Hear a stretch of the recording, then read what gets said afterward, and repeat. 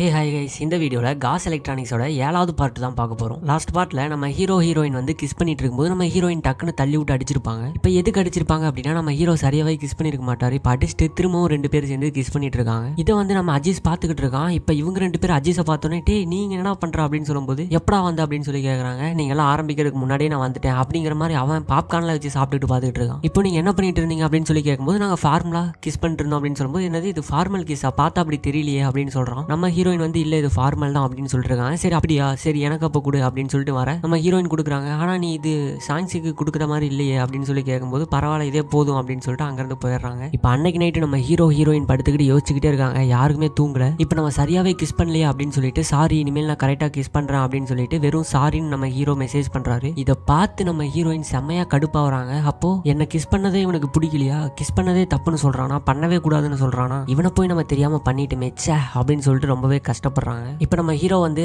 திரும்பவும் மெசேஜ் பண்ணுறாரு. நம்ம அடுத்த தாட்டி கிஸ் பண்ணும்போது சரியாக கிஸ் பண்ணலாம் அப்படின்னு சொல்ல வரதுக்குள்ளேயே நம்ம ஹீரோயின் சரி ஓகே நம்ம கிஸ் பண்ணது தப்பு தான், இனிமேல் நம்ம இப்படி இருக்க வேணாம், இதை நம்ம மறந்துடுவோம் அப்படிங்கிற மாதிரி மெசேஜ் பண்ணுறாங்க. நம்ம ஹீரோக்கு ஒன்றுமே புரியல, என்னடா இவ இப்படி பேசுகிறாளே அப்படிங்கிற மாதிரி பார்த்துட்டு இருக்காரு. ஸோ 2 பேருமே தப்பாக எடுத்துக்கிறாங்க 2 பேரையுமே. இப்போ அடுத்த நாள் நம்ம பேக்கை காமிக்கிறாங்க. இவர் காரில் போயிட்டு இருக்கும்போது புது ரூட்டில் போகிற மாதிரி இருக்குது. அசிஸ்டன்ட் எந்த வழியில் போயிட்டு இருக்கு அப்படின்னு சொல்லி கேட்கும்போது பார்த்தா ஒரு குரல் கேட்குது. என்னன்னு பார்த்தா நம்ம பேக்கோட அப்பா தான் கார் ஓட்டிட்டு இருக்காரு. அப்பா நீங்கள் என்ன பண்ணுறீங்க அப்படின்னு சொல்லி கேட்கும்போது போதும்டா நீ வேலைக்கு போனது, அமைதியாக என்னோட ஆஃபீஸுக்கு வந்து சேரு, நானே உனக்கு சொல்லித்தரேன் அப்படின்னு சொல்லும்போது இல்லப்பா நான் இப்பதான் ஒன்னொன்னா கத்துக்கிட்டு இருக்கேன், நான் அங்கே தான் போவேன் அப்படிங்கிற மாதிரி அடம் பிடிக்கிறாரு. இதுக்கு மேல் நீ திருந்தவே மாட்டேன், எப்படியோ போய் தோல அப்படின்னு சொல்லி நடு ரோட்ல இறக்கி விட்டு அங்கிருந்து போயிடுறாரு. நம்ம பேக்குக்கு வேற அது எந்த இடம்னே தெரியல. அப்பா இது எனக்கு என்ன இடம்னே தெரியல, என்னை கூட்டிட்டு போங்க அப்படின்னு சொல்லி கத்திட்டு இருக்கான். இப்போ நம்ம ஹீரோவும் ஆஃபீஸ் வராரு. நம்ம ஹீரோயினை மட்டும் பார்த்தவே கூடாது, அவளை நான் பார்த்தேன்னா அவ்வளோதான் அப்படின்னு சொல்லிட்டு வந்துட்டு இருக்கும்போது கரெக்டாக இந்த கிரஷ் வந்துடுறாங்க. அவங்க வந்து சாங்ஸுக்கு ஏன் நீ என்கிட்ட பேசவே மாட்டேற, என்னை அவாய்ட் பண்ற அப்படின்னு சொல்லி கேட்கும்போது அப்படிலாம் கிடையாது, நான் உன்னை அவாய்ட்லாம் ஒன்றும் பண்ணல, எனக்கு கொஞ்சம் உடம்பு சரியில்லை அப்படிங்கிற மாதிரி சொல்லிட்டு இருக்காரு. இவங்க இப்படி பேசுறத தூரத்துல இருந்து நம்ம ஹீரோயின் பார்க்க இவங்க அப்படியே ஜாலியா கொஞ்சம் கொலாவி பேசுற மாதிரி இருக்கு நம்ம ஹீரோயினோட கண்ணுக்கு. இப்ப இதை பார்த்து இவங்க எச்சா டென்ஷன் ஆகுறாங்க. இப்ப ஆபீஸ்ல ஒரு மீட்டிங் போடுறாங்க. அந்த மீட்டிங்ல இவங்க எதை பத்தி டிஸ்கஸ் பண்றாங்கன்னா ஆல்ரெடி ஒரு ஈவெண்ட்டை சொதப்பி வச்சிருப்பாங்களே, இந்த பேனர்ல வந்து ப்ராடக்டோட லோகோ, அதுக்கப்புறம் இந்த பலூன்ல வந்து சேர்மனோட லோகோன்னு போட்டு மொத்தமா சொதப்பி வச்சிருப்பாங்களே, ஸோ இதை பத்தி பேசிட்டு இருக்காங்க. இதுக்கு நம்ம என்ன சொல்றது ஏது சொல்றது அப்படின்னு சொல்லி பேசிட்டு இருக்கும்போது இப்ப அசிஸ்டன்ட் மேனேஜர் இருந்துருச்சு. நம்ம புதுசா ஒரு ப்ராடக்ட் வந்து லான்ச் பண்ண போறோம், அது வந்து ஒரு கப்பிள் ப்ராடக்ட், ஸோ அதனால அதுக்கு கிஸ் பண்ற மாதிரி ஒரு லோகோ வைக்கணும் அப்படின்னு சொல்லி பேசிட்டு இருக்கும்போது நம்ம ஹீரோ என்ன சொல்றாரு அப்படின்னா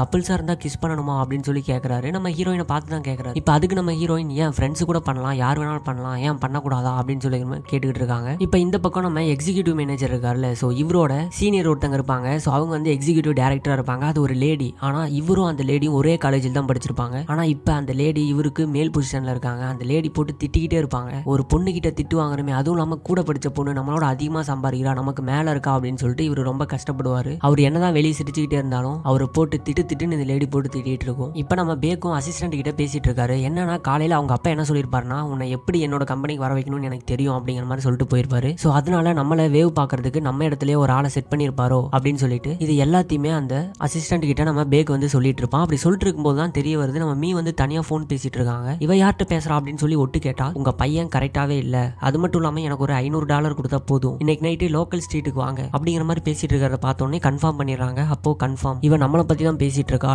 நைட்டு அந்த ஸ்ட்ரீட்டுக்கு போய் நம்மளும் இவளை கையங்களமா பிடிக்கணும் அப்படிங்கிற மாதிரி நினைக்கிறாரு. இப்போ அசிஸ்டன்ட் கிட்ட நம்ம மீயோட எல்லா ஜாதகத்தையும் எடுத்துட்டு வாடா அப்படிங்கிற மாதிரி சொல்றாரு. இப்போ அந்த ரெசியூம் எடுத்துட்டு வந்து பார்த்தா வேலைக்கு சேரும்போது மீ வந்து ரொம்ப குண்டா இருந்திருக்காங்க. அதுக்கப்புறம் எக்ஸசைஸ் எல்லாம் பண்ணி ஒல்லியா இருக்காங்க. அது மட்டும் இல்லாம அவங்க எந்த ஸ்கூல் எந்த காலேஜ்ல படிச்சாங்க அப்படின்னு எல்லாத்தையுமே பாக்குறாரு. அவங்களுக்கு கராத்தே அது இதுன்னு நிறைய தெரியும் அப்படிங்கிற மாதிரி கூட போட்டிருக்கு. இப்போ நம்ம ஹீரோயின் ஃப்ரெண்ட்ஸ் எல்லாம் உட்காந்து சாப்பிட்டுட்டு இருக்கும்போது நம்ம மீ வந்து நீ சன்சிகை லவ் பண்றியா அப்படின்னு சொல்லி கேட்கறா. சி அவனை நான் எதுக்கு லவ் பண்ண போறேன் அப்படிங்கிற மாதிரி நம்ம ஹீரோயினும் விட்டுறாங்க, சொல்லல அப்படியே மறைச்சிடுறாங்க. அதெல்லாம் ஒன்றும் இல்லை, பிளைண்ட் டேட்டுக்கு கூட ஏதோ ஒரு பையன் வருவானா அப்படிங்கிற மாதிரி என்கிட்ட ஒரு பொண்ணு கேட்டா, ஸோ அதனால தான் கேட்டேன் அப்படின்னு சொல்லும்போது நம்ம ஹீரோயினுக்கு அப்படியே கொஞ்சம் பொசசிவ் ஆகுது. இப்போ தூரத்துல இருந்து நம்ம ஹீரோ அதை கேட்டுறாரு. கேட்டுட்டு அப்படியா எனக்கு அந்த பொண்ணோட நம்பர் கொடு அப்படின்னு சொல்லிட்டு நம்ம மீயை தனியாக கூட்டு போய் நம்பர்லாம் வாங்கிக்கிறாரு. இதை பொறுக்க முடியாம நம்ம ஹீரோயின் பார்த்துட்டு இருக்காங்க. இப்போ நம்ம ஹீரோ வந்து பிளைண்ட் டேட்டுக்கு கிளம்பிடுறாரு. இப்போ ஆப்போசிட்ல கிரஷ் வராங்க. ஆனா அவங்கள கூட கண்டுக்காம நம்ம ஹீரோ பாட்டி போயிட்டே இருக்காது. இவன் ஏன் இப்படி போறான் அப்படின்னு கேட்கும்போது ஆமா அவன் அப்படிதான் சுத்திட்டு இருக்கான் அப்படின்னு நம்ம ஹீரோயினும் சொல்றாங்க. இப்போ இந்த பக்கம் நம்மளை பத்தி தான் யாருக்கிட்டயோ $500 டீடைல்ஸ் எல்லாம் விற்க போறோம் அப்படின்னு சொல்லிட்டு பின்னாடியே நம்ம பேக் வந்து நம்ம மீயை ஃபாலோ பண்ணிட்டு வந்திருப்பாரு. அந்த காரை பார்த்தோன்னே மீ அங்கிருந்து ஓட ஆரம்பிக்கிறா. இவரும் பின்னாடியே துரத்திட்டு வந்து அந்த இடத்துல நம்ம மீ வந்து மிஸ் ஆயிருவா. இப்போ அந்த இடத்துல சில சின்ன பசங்க உட்காந்து தண்ணி அடிச்சிட்டு இருக்காங்க. அவங்க கிட்ட போய் நம்ம பேக் வந்து மாட்டிக்கிறாரு. நம்ம பேக்கை வச்சு அப்படி இப்படின்னு டிராகிங் பண்ணி கோட்டெல்லாம் கழட்டிக்கிறானுங்க. அதுல வேற ஒருத்தன் குண்டா இருக்கான். அவனோட டவுசரை கழட்டி கொடுத்து நம்ம பேக்கை போட்டுக்க சொல்லிடுறான். பேக்குக்கு டவுசர் வேற நிக்கவே மாட்டேங்குது. அதுக்கப்புறம் அதை அப்படியே கையில பிடிச்சிக்கிட்டே அங்கிருந்து எல்லாத்துக்கிட்டையும் அட்ரஸ் கேட்டு வந்துகிட்டு இருக்காரு. இப்போ திடீர்னு ஒரு பொண்ணு கிட்ட தோல்ல கை வச்சு கூப்பிடுவாரு. கூப்பிட்டோன்னே அந்த பொண்ணு பின்னாடி திரும்பி பாப்பா. அப்போ கையை எடுத்துறாருல, சோ அதனால டவுசர் கீழே விழுந்துருது. அதை பார்த்த உடனே மூஞ்ச கூட பார்க்காம டக்கு டக்கு டக்கு டக்குன்னு அந்த பொண்ணு போட்டு அடிச்சிடறா.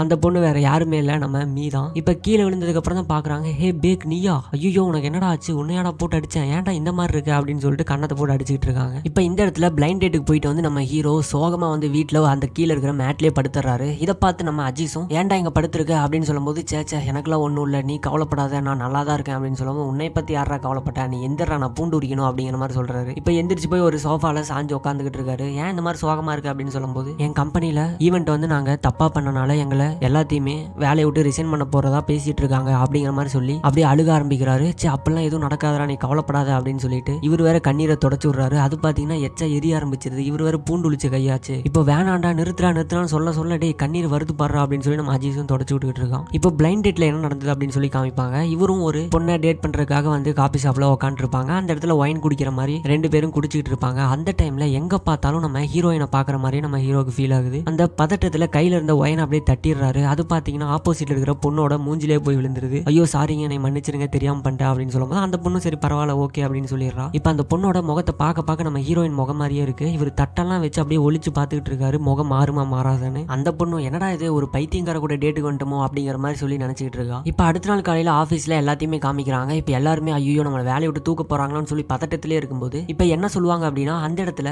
அன்னைக்கு மட்டும் 3 ஈவெண்ட் நடந்தது. ஸோ அந்த 3 ஈவெண்ட்ல 3 பொருளை வந்து லான்ச் பண்ணோம். அதுல நீங்க லான்ச் பண்ண அந்த பொருள் மட்டும்தான் அதிகமா சேல் ஆயிருக்கு, நிறைய ப்ராஃபிட் அடைஞ்சிருக்கு அப்படிங்கிற மாதிரி சொல்றாங்க. இதை கேட்டோன்னே எல்லாருக்குமே செம்ம சந்தோஷமாயிருது. இப்போ ஸோ இதுக்காக உங்க எல்லாத்துக்குமே நாங்க ஒரு பிரைஸ் தரலான் இருக்கோம், அது உங்கள ஒருத்தருக்கு மட்டும்தான் தருவோம் அப்படிங்கிற மாதிரி சொல்றாங்க. யார் அந்த ஒருத்தர்னு சொல்லிட்டு மேனேஜர் நான் தான் இருப்பேன் அப்படின்னு சொல்றாரு, ஹீரோ நான் தான் இருப்பேன் அப்படின்னு சொல்றாரு. எல்லாருமே அவங்கவுங்க நினைச்சிட்டு இருக்கும்போது அந்த டீம்லயே சும்மா உட்காந்துக்கிட்டு இருப்பாள் நம்ம எக்ஸிக்யூட்டிவ் மேனேஜரை கூட போட்டு திட்டிக்கிட்டே இருப்பாளே, ஒரே காலேஜ்ல படிச்ச பொண்ணு. ஸோ அவளுக்கு தான் கிடைக்குது. அதை பார்த்தோன்னே எல்லாருக்குமே புஷ்னு ஆயிருது. இவளும் கூச்சமே இல்லாம மேல போய் அவார்ட்லாம் வாங்கிட்டு இருக்கா. அவ வாங்குறது மட்டும் இல்லாம நம்ம பேக் இருக்கான்ல அவனையும் கூப்பிட்டு இவன் தான் இது எல்லாத்துக்குமே காரணம்னு சொல்லி அவன்கிட்ட கொடுக்குறா. அவன் எதுவுமே பண்ணல. இதை பார்த்து எல்லாருக்குமே இன்னமும் கோவம் வருது. இப்ப நம்ம மீ வந்து பேசிட்டு இருக்காங்க, ஏன்டா நீ எதுவுமே பண்ணாம உனக்கு தான் அவார்டு கொடுக்குறான்னு சொல்லிட்டு நீ பாட்டிக்கு வாங்கிட்டு வந்துட்ட, நம்ம மேனேஜர்லாம் எவ்வளவு கவலைப்படுறாங்க தெரியுமா, ஏன்டா இந்த மாதிரி இருக்கு, அவங்கள பத்தி நீ ஒரு வார்த்தை கூட அந்த இடத்துல பேசலையடா அப்படிங்கிற மாதிரி போட்டு திட்டிட்டு இருக்காங்க. அவனுக்கு அவன் என்ன பண்ணானே தெரியல. இப்ப இதெல்லாம் போயிட்டு இருக்க வெளியே நம்ம ஹீரோ வெயிட் பண்ணிட்டு இருக்காரு, அப்படியே காத்து வாங்கிட்டு இருக்காரு. ஸோ அந்த இடத்துல நம்ம ஹீரோயின் வராங்க. இப்போ அவங்களே வாண்டடா பேச ஆரம்பிக்கிறாங்க. நீங்க என்ன பண்ணிட்டு இருக்க அப்படின்னு சொல்லி கேட்கும்போது, இல்ல சும்மா காத்து வாங்க தான் வந்தேன் அப்படிங்கிற மாதிரி நம்ம ஹீரோ சொல்றாரு. இப்போ நம்ம ஹீரோ என்ன சொல்றாருன்னா, சரி ஓகே இதுக்கு மேல என்னால சொல்லாம இருக்க முடியாது, எனக்கு உன்னை ரொம்ப பிடிச்சிருக்கு, எங்க பார்த்தாலும் உன் முகம் தான் தெரியுது, நான் பிளைண்ட் டேட்டுக்கு போனேன் அங்க கூட உன்னோட முகம் தான் தெரியுது, நான் உன்னை லவ் பண்றேன்னு நினைக்கிறேன் அப்படிங்கிற மாதிரி சொல்லுவாரு. நம்ம ஹீரோயினுக்கு அன்னைக்கு நீ கிஸ் பண்ணதே தப்புன்னு தானே சொன்னேன் அப்படின்னு சொல்லும்போது, சே நான் அதை அப்படி சொல்ல வரல, அன்னைக்கு தப்பா கிஸ் பண்ணி உன்ட்டு அடி வாங்கினேன்ல, ஸோ அதுக்காக தான் நான் சாரி சொன்னேன், ஆனா நீ தான் கிஸ் பண்ணதுக்கே நான் வருத்தப்படுறேன் அப்படிங்கிற மாதிரி நினைச்சுக்கிட்டு இனிமேல் பண்ணவே வேணாம், நம்ம நார்மலா இருக்கலாம் அப்படிங்கிற மாதிரிலாம் மெசேஜ் பண்ணிட்டேன் அப்படிங்கிற மாதிரி நம்ம ஹீரோவும் சொல்லுவாரு. இப்போ இதை கேட்டு நம்ம ஹீரோயினுக்கு ரொம்ப சந்தோஷமாயிருது. அப்ப நிஜமாலுமே என்ன உனக்கு பிடிக்குமா அப்படின்னு சொல்லி கேட்ட உடனே நம்ம ஹீரோ திரும்பவும் நம்ம ஹீரோயினை பிடிச்சி கிஸ் பண்ண ஆரம்பிச்சிடுறாரு. இந்த தாட்டி தப்பே இல்லாம கரெக்டா பண்ணிட்டு இருக்காரு. ஸோ இதோட இந்த எபிசோட முடிக்கிறாங்க. இதுக்கப்புறம் என்ன நடந்தது அப்படின்னு சொல்லிட்டு